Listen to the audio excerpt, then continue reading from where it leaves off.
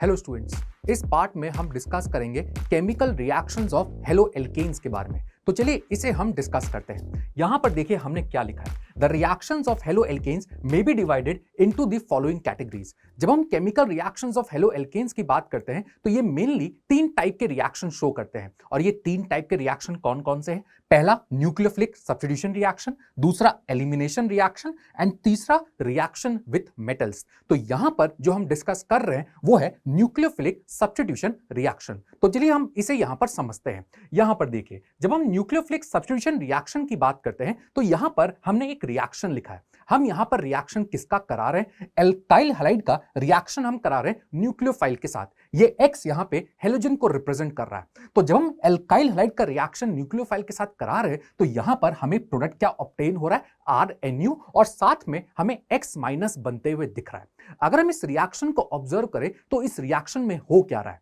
आप यहां पर समझ सकते हो कि ये जो न्यूक्लियोफाइल है इस हेलोजन को यहां पे सब्स्टिट्यूट कर रहा है। और इसी टाइप के रिएक्शन को हम बोलते हैं न्यूक्लियोफिलिक सब्स्टिट्यूशन रिएक्शन, और इसे हम डिनोट करते हैं SN से। यहां पर ये S आपका डिनोट करता है substitution and this N stands for nucleophilic. तो इस टाइप के रिएक्शन को देखते ही हमें समझ में आना चाहिए कि ये एक न्यूक्लियोफिलिक सब्स्टिट्यूशन रिएक्शन है। क्लियर? अब अगर बात करें हम इस रिएक्शन के मैकेनिज्म की, यहां पर देखिए हमने क्या लिखा है। This reaction has been found to proceed by two different mechanism. ये रिएक्शन आपका दो डिफरेंट मैकेनिज्म से प्रोसीड कर सकता है। पहला है आपका SN1 which stands for substitution nucleophilic unimolecular, and दूसरा है SN2 which stand for substitution nucleophilic bimolecular. तो हम यहां पे जो रिएक्शन डिस्कस करेंगे वो है SN1 रिएक्शन। क्लियर? तो चलिए इसके बारे में हम समझते हैं। यहां पर देखिए, सबसे पहले हमने वही रिएक्शन दोबारा लिखा है, एल्काइल हैलाइड का रिएक्शन न्यूक्लियोफाइल के साथ, और यहां पर RNU और X माइनस बन रहा है। बट जब हम इस रिएक्शन की बात करते हैं, इस रिएक्शन को अब हम किस मैकेनिज्म के थ्रू समझेंगे? SN1 मैकेनिज्म के थ्रू। तो यहां पर जब हम SN1 मैकेनिज्म की बात करते हैं, SN1 मैकेनिज्म दो स्टेप पे प्रोसीड करता है। यहां पर देखिए फर्स्ट स्टेप में क्या होता है। फर्स्ट स्टेप में ये R और X का बॉन्ड ब्रेक होता है। It results in the formation of R plus and X minus. यहां पर हेट्रोलाइटिक क्लीवेज होता है और यहां पर R प्लस और X माइनस का फॉर्मेशन होता है। यहां पर R प्लस और X माइनस क्यों बना, इसे भी बहुत इजीली हम समझ सकते हैं। इस R और X में अगर मैं इलेक्ट्रोनेगेटिविटी की बात करूं तो हेलोजन का इलेक्ट्रोनेगेटिविटी रिलेटिवली ज्यादा होता है कंपेयर टू कार्बन, जिसके वजह से यहां पे पार्शियल नेगेटिव डेवलप हो रहा होगा और यहां पे पार्शियल पॉजिटिव डेवलप हो रहा होगा। तो जब ये बॉन्ड ब्रेक करता है, ये किस फॉर्म में ब्रेक करता है? R plus and X minus के फॉर्म में। क्लियर? तो ये इस रिएक्शन का फर्स्ट स्टेप हो गया। अगर हम सेकंड स्टेप की बात करें तो सेकंड स्टेप में जो न्यूक्लियोफाइल प्रेजेंट होता है वो अटैक करता है इस इलेक्ट्रोफिलिक सेंटर पे। यहां पे कार्बन पर पॉजिटिव चार्ज है, which means it will act like an electrophile. तो ये न्यूक्लियोफाइल अटैक करता है इस इलेक्ट्रोफिलिक सेंटर पे और यहां पे फॉर्मेशन हो जाता है RNU का। तो ये दो स्टेप होते हैं SN1 मैकेनिज्म में। अगर हम इन दोनों स्टेप्स को ऐड कर दे तो हमें हमारा फाइनल रिएक्शन यहां पे क्रिएट होता हुआ दिख जाएगा। क्लियर? तो ये तो बात हो गई इसके मैकेनिज्म की। हमें यहां पर जो एक और चीज समझना है वो है RDS स्टेप के बारे में। अगर आप यहां पर देखोगे तो ये फर्स्ट स्टेप में हमने क्या लिखा है? RDS step. और अगर हम RDS स्टेप की बात करें, it is rate determining step, मतलब ये रिएक्शन का स्लो स्टेप होगा। तो जब हम फर्स्ट स्टेप की बात करते हैं, ये आपका स्लो स्टेप होता है कंपेयर टू सेकंड स्टेप। ऐसा क्यों होता है, इसे भी बहुत हम इजीली समझ सकते हैं। अगर आप यहां पर देखोगे तो फर्स्ट स्टेप में बॉन्ड ब्रेक हो रहा है, और अगर बॉन्ड ब्रेक हो रहा है तो बॉन्ड तोड़ने के लिए हमें एनर्जी चाहिए होगा, उतना इजीली बॉन्ड ब्रेक नहीं होगा। लेकिन अगर हम सेकंड स्टेप की बात करें, यहां पे बॉन्ड फॉर्म हो रहा है, बॉन्ड अगर फॉर्म होगा तो एनर्जी रिलीज होगा और ये स्टेप आपका बहुत इजीली प्रोसीड कर जाएगा। और इसीलिए इस रिएक्शन का जो फर्स्ट स्टेप होता है ये आपका स्लो होता है कंपेयर टू सेकंड स्टेप, और इसलिए हम बोलते हैं इस रिएक्शन का फर्स्ट स्टेप आपका RDS स्टेप है। क्लियर? तो ये तो बात हो गई इस रिएक्शन के मैकेनिज्म की। चलिए इस रिएक्शन से रिलेटेड कुछ इंपॉर्टेंट पॉइंट्स हम और डिस्कस करते हैं। यहां पे देखिए हमने फर्स्ट पॉइंट क्या लिखा है? It is a two step reaction. जैसा कि हम यहां पर समझ सकते हैं ये रिएक्शन कितने स्टेप में प्रोसीड कर रहा है? दो स्टेप में। अगर हम नेक्स्ट पॉइंट की बात करें, काइनेटिक्स ऑफ रिएक्शन। अगर हम इस रिएक्शन के काइनेटिक्स की बात करें और अगर इस रिएक्शन का हम रेट लॉ एक्सप्रेशन लिखें, आप यहां पर देख सकते हो ये रिएक्शन दो स्टेप में हो रहा है, which means it is a complex reaction. और अगर हम कॉम्प्लेक्स रिएक्शन का रेट लॉ एक्सप्रेशन लिखने की कोशिश करेंगे तो हम कौन से स्टेप को यूज करके लिखेंगे? RDS स्टेप को। और RDS स्टेप इस रिएक्शन का फर्स्ट स्टेप है। तो हम फर्स्ट स्टेप को यूज करके इस रिएक्शन का रेट लॉ एक्सप्रेशन लिख सकते हैं। तो इस रिएक्शन का रेट लॉ एक्सप्रेशन क्या होगा? Rate that is R equal to K into concentration of reactant. Reactant हमारा यहां पर कौन है? Alkyl halide, raise to the power of its stoichiometric coefficient. और यहां पर आप देख सकते हो स्टोइचोमेट्रिक कोएफिशिएंट 1 है। तो ये इस रिएक्शन का रेट लॉ एक्सप्रेशन हम लिख सकते हैं। क्लियर? अगर हम इस रिएक्शन के ऑर्डर की बात करें तो इस रिएक्शन का ऑर्डर क्या आएगा? 1।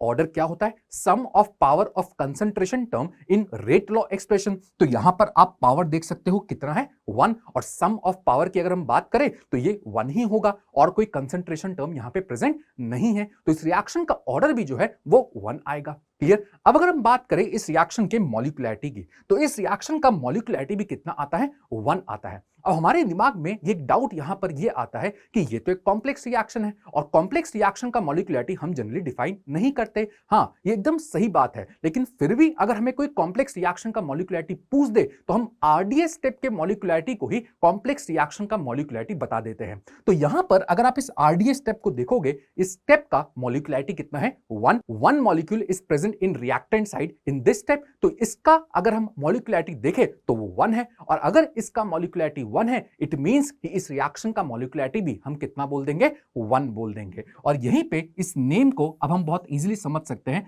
SN1 substitution nucleophilic unimolecular. ये 1 यहां पर क्या मीन करता है? मॉलिक्यूलैरिटी, बिकॉज इस रिएक्शन का जो मॉलिक्यूलैरिटी है वो 1 है। क्लियर? तो दिस इज रिगार्डिंग मॉलिक्यूलैरिटी। एक और चीज जो यहां पर समझ सकते हैं वो ये, अगर हम इस रिएक्शन के रेट की बात करें तो rate of this reaction that is ROR is directly proportional to concentration of alkyl halide. और ये हम इसके रेट लॉ एक्सप्रेशन के थ्रू समझ सकते हैं, विच मींस अगर हम एल्काइल हैलाइड के कंसंट्रेशन को डबल करेंगे तो इस रिएक्शन का रेट भी डबल हो जाएगा। तो अगर ऐसा कोई क्वेश्चन आपसे पूछे तो बहुत इजीली आप उसको आंसर कर सकते हो। क्लियर? चलिए अगर हम नेक्स्ट पॉइंट की बात करें, यहां पर देखिए हमने क्या लिखा है, rate is independent of concentration of nucleophile. ये भी बहुत हम इजीली समझ सकते हैं। अगर हम इस रेट लॉ एक्सप्रेशन की बात करें, क्या यहां पर न्यूक्लियोफाइल का कोई भी टर्म प्रेजेंट है? नहीं। और अगर न्यूक्लियोफाइल का कोई टर्म प्रेजेंट नहीं है तो हम बहुत इजीली यहां पर बोल सकते हैं कि जो रेट है it is independent of concentration of nucleophile. Nucleophile के कंसंट्रेशन को इंक्रीज या डिक्रीज करने पे रेट पे कोई असर यहां पे नहीं आएगा। क्लियर? तो ये भी एक बहुत इंपॉर्टेंट पॉइंट है, हमें इसे अच्छे से ध्यान रखना है। क्लियर? चलिए अगर हम बात करें नेक्स्ट पॉइंट की, नेक्स्ट पॉइंट यहां पर देखिए हमने क्या लिखा है, carbocation intermediate is form rearrangement में बी पॉसिबल। पूरे ऑर्गेनिक केमिस्ट्री में कहीं भी कार्बोकैटायन अगर बनता है तो हमें पता है वहां पर क्या हो सकता है? रीअरेंजमेंट हो सकता है। तो यहां पर भी आप देख सकते हो कार्बोकैटायन का फॉर्मेशन हो रहा है, और अगर कार्बोकैटायन का फॉर्मेशन हो रहा है तो रीअरेंजमेंट भी हो सकता है। तो ये चीज हमें यहां पर भी ध्यान रखना है। क्लियर? चलिए अगर हम नेक्स्ट पॉइंट की बात करें, यहां पर देखिए नेक्स्ट पॉइंट हमने क्या लिखा है, SN1 reaction is favoured by polar protic solvent. और पोलर प्रोटिक सॉल्वेंट के एग्जांपल्स यहां पर दो हमने कौन कौन से लिखे? Water and alcohol. Very common examples, हमें बहुत अच्छे से ये पता होता है। हम ऐसा क्यों बोलते हैं कि SN1 reaction is favoured by polar protic solvent? तो चलिए इसे हम यहां पर समझने की कोशिश करते हैं। SN1 मैकेनिज्म में फर्स्ट स्टेप में क्या होता है? फर्स्ट स्टेप में ये R और X का जो बॉन्ड है ये ब्रेक होता है, बट जब इस बॉन्ड को हम तोड़ने की बात करते हैं तो बॉन्ड तोड़ने के लिए एनर्जी रिक्वायर्ड होगा। तो ये एनर्जी आता कहां से? ये एनर्जी आता है इस एल्काइल हैलाइड का इस सॉल्वेंट मॉलिक्यूल के साथ इंटरेक्शन के थ्रू। यहां पे इस X पे जो पार्शियल नेगेटिव डेवलप हो रहा होगा ये इंटरैक्ट करता है इस H पे जो पार्शियल पॉजिटिव डेवलप हो रहा है उसके साथ, और इस R पे जो पार्शियल पॉजिटिव डेवलप हो रहा है ये इंटरैक्ट करता है इस O पे जो पार्शियल नेगेटिव डेवलप हो रहा है उसके साथ। और जब हम इस इंटरैक्शन की यहां पर बात करते हैं, आप देख सकते हो ये एक अट्रैक्शन है, और अगर यहां पर अट्रैक्शन फोर्स डेवलप हो रहा है इसका मतलब क्या है? अट्रैक्शन फोर्स डेवलप होने का मतलब है सिस्टम स्टेबलाइज हो रहा है, और अगर सिस्टम स्टेबलाइज हो रहा है इसका मतलब सिस्टम का एनर्जी कम हो रहा है, और अगर सिस्टम का एनर्जी कम हो रहा है इसका मतलब सिस्टम ने कुछ एनर्जी रिलीज किया होगा। तो ये जो एनर्जी रिलीज होता है यही एनर्जी इस बॉन्ड को तोड़ने में हेल्प करता है। तो इस तरीके से ये सॉल्वेंट जो है इस बॉन्ड को तोड़ने में हेल्प कर रहा है। क्लियर? तो ये सॉल्वेंट का एक रोल हो गया। इसका एक और जो रोल है वो ये, जब ये बॉन्ड ब्रेक हो जाएगा तो ये किस में ब्रेक होगा, R प्लस और X माइनस के फॉर्म में। तो यहां पर जो आयंस बने, इन आयंस के साथ भी सॉल्वेंट इंटरैक्ट करेगा और इन आयंस को स्टेबलाइज करने में हेल्प करेगा। तो यहां पे सॉल्वेंट के दो रोल हो गए। दो रोल कौन कौन से, एक तो बॉन्ड को तोड़ने में हेल्प कर रहा है और दूसरा एक बार बॉन्ड ब्रेक हो गया, ये जो आयंस बने इन आयंस को स्टेबलाइज करने में भी हेल्प कर रहा है। और इसीलिए हम बोलते हैं SN1 reaction is favoured by polar protic solvent. Clear? तो ये पॉइंट भी हमें अच्छे से पता होना चाहिए। क्लियर? चलिए अब हम मूव करते हैं अपने नेक्स्ट पॉइंट पे। नेक्स्ट पॉइंट जो हम डिस्कस कर रहे हैं, very important point, stereochemistry of SN1 reaction. ये हमें बहुत अच्छे से पता होना चाहिए।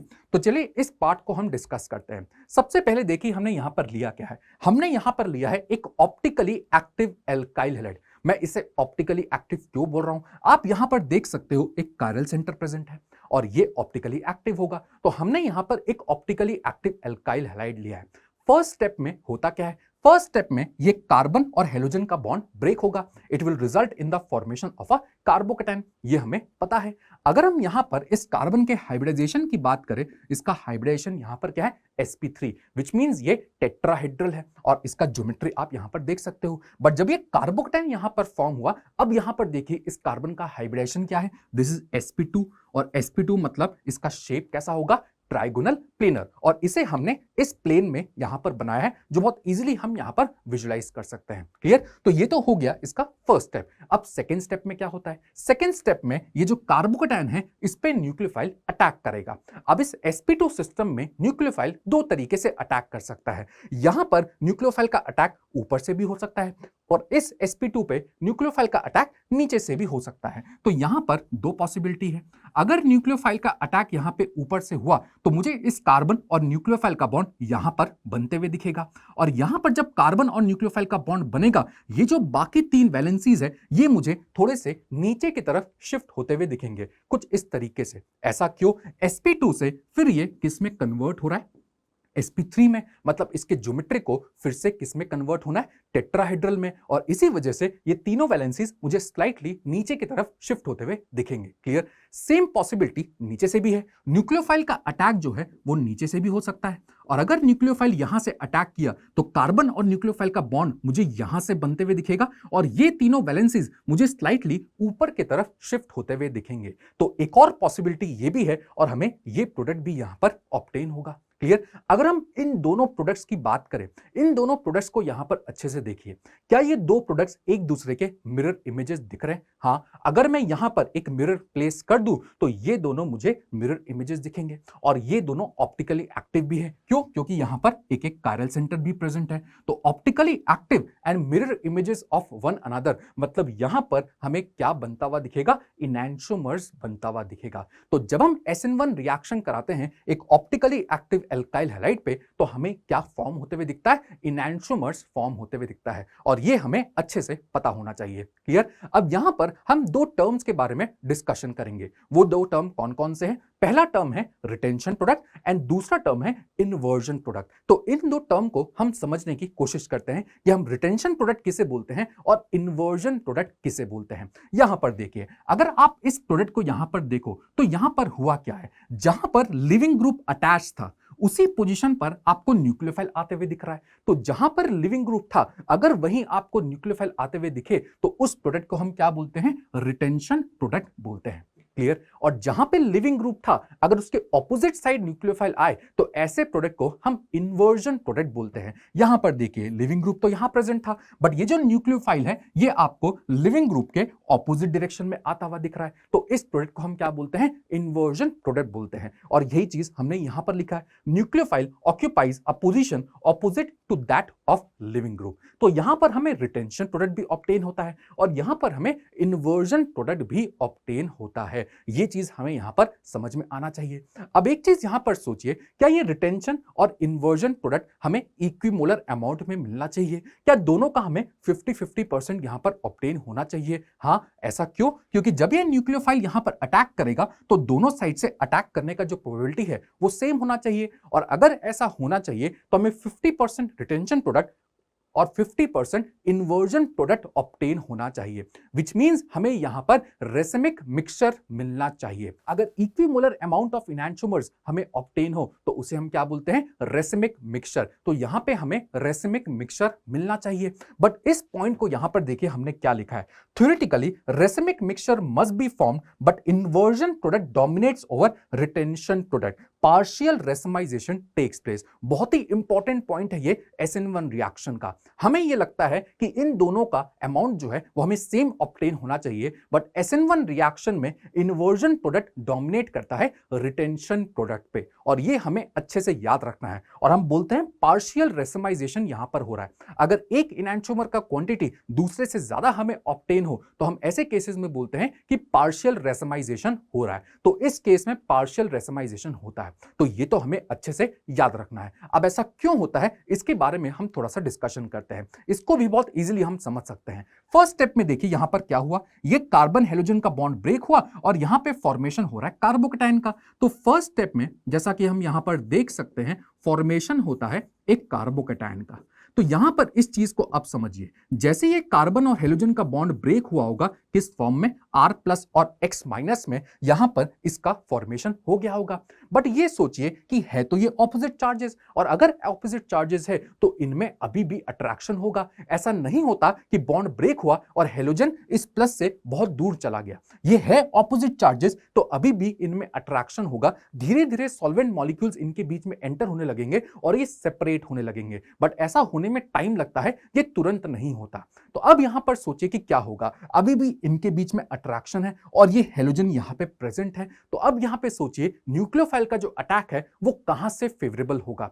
न्यूक्लियोफाइल यहां नीचे से भी अटैक कर सकता है और यहां ऊपर से भी अटैक कर सकता है। बट ये जो X- यहां पे प्रेजेंट है ये इस C को यहां पे शील्ड कर रहा है, और अगर शील्ड कर रहा है तो न्यूक्लियोफाइल का अटैक इस साइड से उतना फेवरेबल नहीं होगा, और इसीलिए न्यूक्लियोफाइल का अटैक जो है वो इस साइड से फेवरेबल होता है। और ये साइड कौन सा साइड है, ये साइड आपका opposite to leaving group side है। और अगर यहां से अटैक फेवरेबल होगा तो हमें कौन सा प्रोडक्ट यहां पर बनते हुए दिखेगा ज्यादा, इन्वर्जन प्रोडक्ट। और इसीलिए SN1 रिएक्शन में इन्वर्जन प्रोडक्ट डोमिनेट करता है रिटेंशन प्रोडक्ट पे। क्लियर? तो ये चीज हमें यहां पर अच्छे से पता होना चाहिए। क्लियर? चलिए इसी रिएक्शन को हम समझते हैं एक एनिमेशन के थ्रू। यहां पर देखिए हमने यहां पर एक ऑप्टिकली एक्टिव एल्काइल हैलाइड लिया है और यहां पर फर्स्ट स्टेप में हमें कार्बोकेटाइन बनते हुए दिखेगा, और इस कार्बोकेटाइन पे दोनों साइड से अटैक पॉसिबल है। तो हमें ये दो प्रोडक्ट यहां पर ऑब्टेन होगा, और ये दो प्रोडक्ट आप देख सकते हो मिरर इमेजेस बन रहे हैं। तो यहां पर रिटेंशन और इन्वर्जन प्रोडक्ट हमें दोनों ऑब्टेन होता है। क्लियर?